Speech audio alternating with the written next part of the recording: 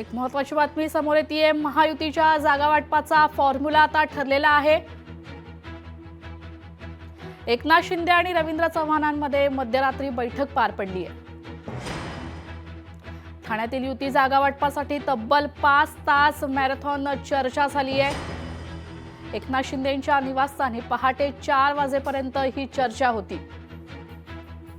त्या बैठकीत राहुल शेवाळे, नरेश म्हस्के, श्रीकांत शिंदेही उपस्थित होते।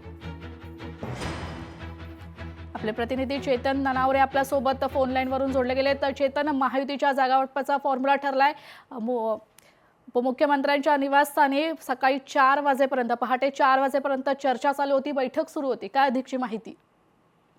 निश्चितच तेजल, एकंदरीतच ठाणे, कल्याण, डोंबिवली आणि नवी मुंबई सारख्या त्या मुंबई महानगरातील क्षेत्रामधील ज्या महापालिका आहेत मोठ्या, त्या संदर्भात मोठा तिढा होता। तो शिवसेना आणि भाजपमध्ये निर्माण झालेला होता। ठाण्यामध्ये तर भाजपच्या काही महत्त्वाच्या पदाधिकाऱ्यांनी युती करू नये म्हणून राजीनामेही दिलेले होते। याउलट कल्याण डोंबिवलीमध्ये सुद्धा काही दिवसांपूर्वी शिवसेना आणि भाजपचेच कार्यकर्ते आमने सामने आल्याचंही आपल्याला पाहायला मिळालेलं होतं।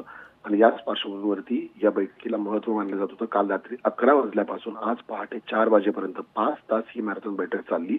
एकनाथ शिंदे आणि रवींद्र चव्हाण यांच्या बैठकीमध्ये एकंदरीत आता या महापालिकांमध्ये एकत्र युतीमध्ये निवडणुका लढण्याचा निर्णय घेण्यात आलेला आहे।